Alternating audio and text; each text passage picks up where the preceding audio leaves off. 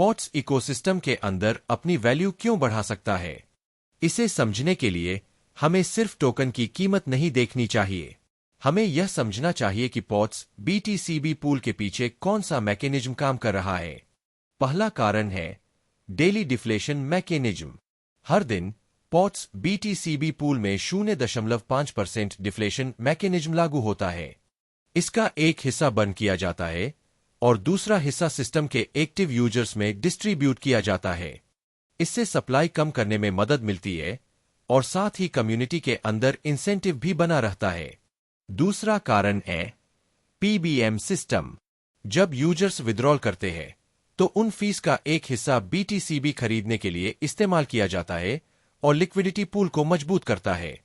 यानी यह सिर्फ पैसा सिस्टम से बाहर जाना नहीं है, उसका एक हिस्सा वापस इकोसिस्टम को सपोर्ट करने के लिए काम करता है। तीसरा कारण सबसे महत्वपूर्ण कारणों में से एक है। जब पॉट्स टोकन बेचे जाते हैं तो वे सिर्फ पूल में वापस नहीं जाते, उन्हें परमानेंटली बर्न कर दिया जाता है। इसका मतलब है कि सेल करने से उपलब्ध सप्लाई फिर से नहीं बढ़ती, इसके बजाय सर्कुलेशन में मौजूद पॉट्स की मात्रा कम हो जाती है।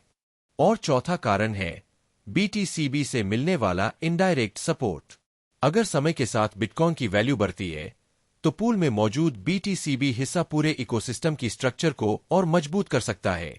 इसका मतलब यह नहीं है कि कीमत की गारंटी है, लेकिन यह एक ऐसे टोकन की तुलना में ज्यादा मजबूत वैल्यू लॉजिक बनाता है जिसमें कोई सपोर्ट या डिफ्लेशनरी मैकेनिज्म नहीं है।